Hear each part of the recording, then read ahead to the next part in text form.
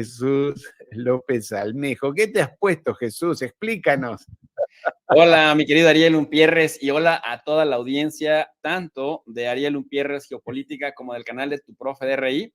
Pues Muy mira, bien. ni más ni menos que hoy en México, buena parte de las personas mexicanas que sentimos la pasión por la celebración, la conmemoración del 2 de noviembre, el Día de Muertos, solemos recurrir a pues este maquillaje que representa a la calavera garbancera de José Guadalupe Posada, que también se le conoce como la Catrina o el Catrín. Diego Rivera así la denominaría como la Catrina, porque la gente se viste de forma elegante, porque la gente invierte muchos recursos en verse bien, pensando que estará así para una eternidad, pero el paso por este plano material es fugaz. Entonces se conmemora el cómo después de muerto incluso, pues mantienes el estilo, y esto sería la especie del Catrín, el cadáver, pero eso sí, elegante. Durante los gobiernos de Benito Juárez, mi querido Ariel, de Sebastián Lerdo de Tejada, allá por el siglo XIX, entre 1862 y aproximadamente 1880, también incluso alcanza con Porfirio Díaz, estos dibujos de cráneos y de esqueletos que se acompañaban de textos que criticaban de forma burlona la situación de hambre en el país, la desigualdad, la pobreza. Veníamos de guerras civiles, de la pérdida del territorio de más del 50% de Estados Unidos, de dos intervenciones francesas, de la guerra civil, se conoce como la guerra de reforma, cuando apenas empezaba a haber estabilidad, es decir, sin guerras, que seguimos hablando de esto después de un par de siglos, pues había muchas desigualdades, muchas inequidades. Entonces, los artistas eran reprimidos, los críticos como nosotros en ese momento seríamos imposible, nos perseguiría Porfirio Díaz, y entonces empezaron los artistas, ya sabes, a manifestarse y ponían calaveras haciendo referencia a que pues nos moríamos de hambre. Entonces destacaban calaveras y era un símbolo de protesta. Después se empezó a asociar a la celebración prehispánica de la conmemoración del Día de Muertos. Y bueno, pues José Guadalupe Posadas pintaba calaveras de diversa índole y empezaron a popularizarse las que ponía pues más elegantes. A las mujeres, a las calaveras féminas, se les denominó posteriormente, que era la calavera garbancera, se les denominó la Catrina, y pues al hombre el Catrín, ¿no? Y bueno, se planteaba, se dibujaba la contradicción, la muerte y toda la tristeza que ello conlleva, la nostalgia, también incluso la espiritualidad y el regreso de los muertos al plano material para saldar cuentas pendientes, para dar el último adiós, para que vuelvan a acompañar a quienes se sienten solos en este plano material. Por el otro lado, con toda la algarabía, los colores de las flores de temporada, como es la flor de cempasúchitl en el centro de la República Mexicana, particularmente en las zonas de Michoacán, el Estado de México, parte de Jalisco, Colima, etcétera. Y bueno, pues de ser una crítica social para la dictadura de Porfirio Díaz, al que muchos aplauden, por cierto, todavía después de varias décadas, se relacionó ya con el Día de Muertos, que para quienes no lo saben, esta es una práctica además que es considerada como Patrimonio Mundial de la Humanidad. Sabes que la Organización de las Naciones Unidas para la Educación, la Ciencia y la Cultura, mejor conocida como la UNESCO, tiene clasificaciones, bienes tangibles y bienes intangibles. Entonces, este sería un bien intangible, una práctica cultural que queda ya a lo largo de por lo menos un siglo y medio y que cada vez agarra más fuerza en México. Más allá de la publicidad que le dan los medios de comunicación tradicionales, bueno, pues las redes sociales, el salir a las calles de las ciudades y de los pueblos mexicanos, se vive con mucha intensidad y se hacen, por supuesto, altares de muertos de 3 niveles, en donde, bueno, pues se habla del estadio, del tránsito, del plano material al plano metafísico, con el Xoloscuincle que te acompaña, que también es una tradición prehispánica, una cruz de sal, y bueno, por supuesto, como se cree también que la persona, el difunto, regresa por un momento, se abren estos portales que le permite volver al plano material por un instante, le dejas sobre el altar el pan que le gustaba, el platillo que le gustaba, la bebida que le gustaba, es muy, muy interesante. Se le acompaña también de algún par de zapatos que haya dejado, algún pantalón, alguna prenda, algún libro que le gustara leer, o si fue escritor o pintor, etcétera, alguna obra que haya realizado. Entonces, más allá, más allá de como del oportunismo del momento, es súper nostálgico porque quienes ya hemos perdido seres cercanos, es una especie de consuelo y es una especie también de algarabía y de júbilo, que sabes, tú sabes que es un dolor que incluso es físico, que uno poco a poco va lidiando con él, y esto es una especie como de masaje para el corazón, si lo queremos llamar de alguna manera. Finalmente, bueno, para cerrar esta idea, se bautizó como la calavera garbancera, ¿no? José Guadalupe Posadas, si la gente puede googlearlo, quién fue José Guadalupe Posada, realiza este grabado en metal para criticar a quienes eran reconocidos por ser garbanceros, es decir, las personas que tenían sangre indígena pero pretendían ser europeos, vestirse como europeos. Quién sabe si esa práctica ya no se sigue llevando a cabo,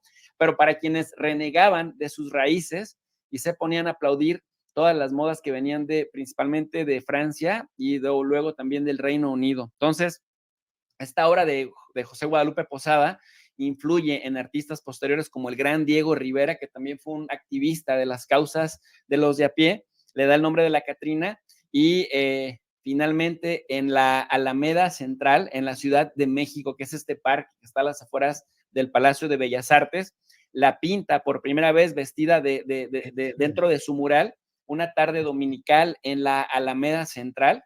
Y bueno, pues quienes no son mexicanos y todavía no entienden qué es la Catrina o qué es el Catrín, se le llama así en México a quienes vistan de forma elegante, quienes están bien vestidos, ya sea que hayan tenido dinero para comprarse un traje por sus propios medios o que lo hayan rentado para dar cierta apariencia de elegante. Al final, el mensaje es de esta calavera garbancera, mi querido Ariel, que tarde o temprano a todos se nos va a llegar la hora y que en 100 años todos los aquí presentes estaremos muertos y quizá hasta olvidados por las siguientes generaciones que nunca sepan quiénes fuimos ni qué hicimos en este plano material, pero que nos deben su existencia, así como nosotros también se la debemos a los que nos antecedieron. Qué fuerte, qué fuerte. Bueno, me impresiona, además no sabía que ibas a estar así preparado para este evento, querido Jesús. Ahora, las veces que yo estuve varias veces en México y recuerdo que me impresionó esa algarabía por el Día de los Muertos, una mezcla entre tristeza, melancolía, obviamente, y a su vez alegría. Era raro, ¿no? Era raro ver. Y, y sobre todo, mi querido Ariel, ahora también en este mestizaje que existe en México, porque finalmente de la época colonial, la crítica es para quienes teniendo raíces indígenas reniegan de sus raíces indígenas, de su mestizaje y quieren aparentar un look más europeo, más occidental, un problema que traemos arrastrando desde ese tiempo. Pero sabes que en las poblaciones en donde tenemos población, valga la redundancia, mayoritariamente indígena, es justamente toda la simbología de la Claro. conexión ante la impotencia que sentimos, de ese último abrazo que ya no se dio, de esas últimas palabras que ya no se dijeron, de ese último agarrón de manos que se quedó por ahí pendiente y que, bueno, la gente intenta con esto conmemorar y rememorar la estructura que por lo menos les permita sentirse acompañados, porque se dice, se sostiene que mientras una persona sea recordada, realmente no habrá muerto del todo. La gente muere, sí, materialmente, pero también muere cuando el último de su generación, el último de su descendencia, tiene conciencia de su existencia, pero la olvida. Por eso se conmemora en México con tanta fuerza y es una combinación de varias tradiciones. No solo es una tradición católica, no es solo es una tradición indígena de varias comunidades indígenas, porque hay muchísimas comunidades indígenas, sino es esta necesidad del ser humano de seguir conectado con la ascendencia y también, ¿por qué no decirlo?, de honrar esa memoria. Y dime una cosa, Jesús, y esto, las clases altas allí en México, tan elitistas ellas, ¿también se identifican de la misma manera con este sentido tan popular? Pues muchos de ellos son tan, pero tan ignorantes que aunque se maquillan y que aunque empiezan a tomar también como parte del orgullo nacional de la comunidad esta práctica, cuando les preguntas por el origen, cuando les preguntas si conocen, tú nada más les dices, oye, ¿tú recuerdas o sabes qué es un sueño de una tarde dominical en la Alameda Central? No te van a saber decir que es un cuadro, un mural que pinta el gran Diego Rivera. Y luego muchos de ellos que se sienten orgullosos de Diego Rivera no saben que Diego Rivera era comunista y que Diego No. Rivera incluso era en su época un referente de la crítica al poder político, pero también al poder económico, de tal suerte que tú sabes, mi querido Ariel Gutiérrez, que los dueños de Nueva York y de medio Estados Unidos son los Rockefeller. Diego Rivera tiene esta anécdota de un cuadro que pinta exactamente en el Rockefeller Center, uno de los Sí, edificios más importantes. En la entrada principal quería este señor Rockefeller un cuadro espectacular, un mural en todo su lobby. Y esto lo hace Diego Rivera y ahí pone a Marx, pone a Trotsky, pone a Lenin entre la gente, porque sabía burlarse como los pintores, como los grandes pintores muralistas, solía burlarse un poco, ¿no? Ponerles ahí la cuña y cuando finalmente termina la obra, que el dueño va a verla, el dueño pide que dejen la obra, pero que quiten las caras de los comunistas. sí. Diego Rivera prefiere destruir la obra y que no le paguen antes que quitarle o alterar un solo dibujo. Y viene y lo termina pintando también en su propia casa y en algunos lugares de México. Así que cuando me haces esta pregunta, decirte, sí, por moda, por onda, por lo que tú quieras y gustes, también en las clases altas verás gente maquillada sin saber que se están maquillando y están honrando una práctica que inició justamente como una manera de criticar a quienes reniegan de sus orígenes humildes, pero también a aquella élite rancia política, económica, que explotaba y extraía los recursos de la patria en detrimento con el reparto desigual de la riqueza de la mayoría de la población, que a final de cuentas es también una crítica sociopolítica muy, muy importante, querido Ariel. Exactamente, y es impresionante porque todos hemos visto ese cuadro o partes de ese cuadro y llamaba la atención que hubiera sido invitado Diego de Rivera allí por Rockefeller a su gran centro a pintar esto. Rockefeller, Diego de Rivera y su invitación, inclusive su recepción al propio León Trotsky en aquellos años, ese México siempre acogedor y siempre receptivo e internacionalista. Por eso te preguntaba si las élites, que es muy brava la élite, es brava la élite mexicana, esa súper poderosa, que las tradiciones populares le son siempre distantes y ajenas, ¿no? Pero mira tú, yo no sabía que había tanto en el tema del maquillaje, Sí, así que es brutal. Por eso, mira, hasta los bigotitos hasta claro, del claro. Capi. Oye, te puse para compartir la imagen de este mural que estamos viendo. Si le Por das, favor, si le ¿qué das, tengo que hacer? Ah, sí, aquí tengo, así, la estaba buscando y la tenía, y allí está la imagen. Sí, esta es la obra que estamos viendo de Diego Rivera, allá en el centro Rockefeller, y sí, que finalmente, mira, por ahí empiezas a conocer, cuando ya lo observas, empiezas a ver ahí a a Lenin, Lenin, en las clases trabajadoras. Es una protesta social muy fuerte muy en el típicas de él, ¿no? corazón.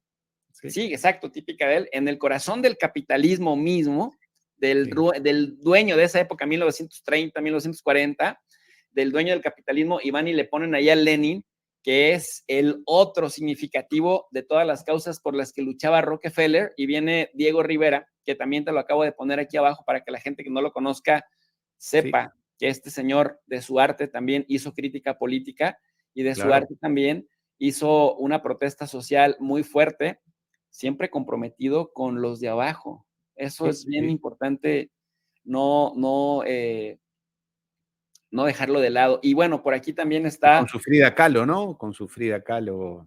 así es, con Frida Kahlo. Y mira, mi querido Ariel, por aquí también quisiera compartir contigo y con la audiencia este cuadro que se eterniza de las Catrinas, una tarde dominical en la Alameda. Ah, sí, sí. Ah, qué bonito. Sí, Por sí. ahí vemos a la Catrina entre Ahí está la Catrina, la exactamente. población. Y ahí vemos a Porfirio Díaz también, ¿no? El viejito que tiene una Ah, bandera. ese es profe.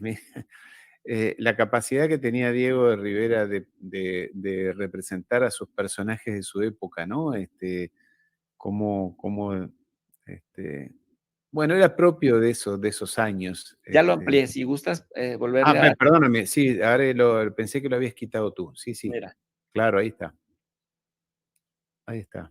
que ha pasado, digamos, a convertirse pues en el detonante de una tradición que venía agarrando fuerzas a finales del siglo XIX y que Sí. termina combinándose. Es bien interesante porque además México es un crisol de culturas, un crisol de idiomas, un crisol de religiones, de diversas ¿Cómo se comunidades. llevaba con Siqueiros? ¿Cómo era el vínculo?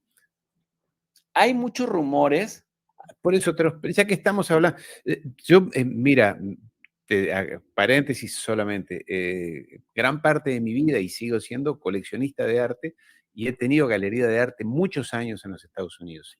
Y tuve algún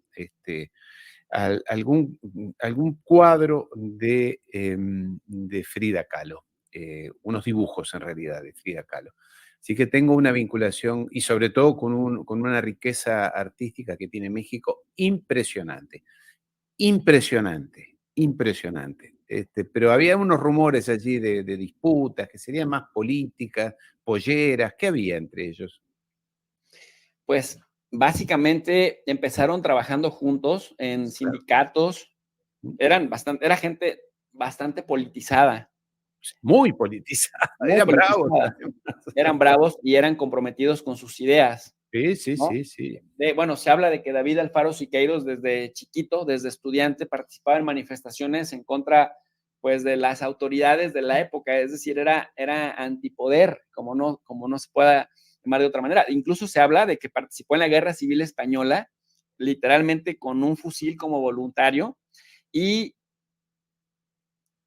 viene a fundar, y que esto causa cierto recelo entre ellos, porque también hablamos de muchos egos, hablamos de Sí, sí, la conquista, personas. ¿no? Sí, claro. De las diferentes audiencias.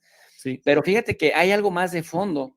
Tú sabes que Diego Rivera y Frida Kahlo estaban comprometidos con la causa comunista, que reciben a León Trotsky, cuando León Trotsky, como rival político de Joseph Stalin en la Unión Soviética, viene a buscar refugio, cuando ya Stalin tiene todo el poder del Estado y viene la época del terror, que era la eliminación física de pues de los rivales políticos, Escritores, sí. sí, de los opositores, viene a México cuando nadie le daba asilo, en México se le dio asilo, lo cuidan estos señores, y bueno, pues se habla de que en mayo del 40, David Alfaro Siqueiros participa en un atentado contra León Trotsky, que lo va a liderar su cuñado, el pintor Leopoldo Arenal Bastar, Ahí y está. ojo, es importantísimo porque esto te habla que los pone finalmente, después de venir bregando juntos por causas, se vuelven circunstancialmente a inicios de los 40 en rivales a muerte y pues David Alfaro Siqueiros también es recordado como un anarquista, ¿no? Que finalmente luchaba aquí, allá, también estuvo del lado de Gamal Abdel Nasser cuando Sí, la guerra del Canal de Suez en el 56 y luego exactamente. regresa y viene a fundar el Partido Comunista Mexicano hasta su muerte, pues ahí estuvo finalmente, Ariel. Mira tú, bueno, veo que todos esos temas siguen vigentes, pero la capacidad artística y la calidad artística de esos monstruos es impresionante. ¿Y Oye, qué? y para Sí, cerrar esta idea por del Día favor. de Muertos, en el argot popular, la gente generalmente hace calaveritas, no sé si sepas qué son, pero las calaveritas son una especie de poesía popular cuya prosa pues termina como en verso y la gente te manda y te compone. Entonces, en nuestro caso, Sonia me está diciendo que llegó a nuestro correo un colega, bueno, un alumno digital del canal de Tu Profe de RI que hizo calaveritas para mí y para gente que colabora conmigo. Así que, Sonia. Hola. Hola, Sonia. Qué buena imagen. Así que nos han tocado. Un cordial saludo a todos nuestros amigos argentinos, a ti en especial, a tu familia, a Uruguay.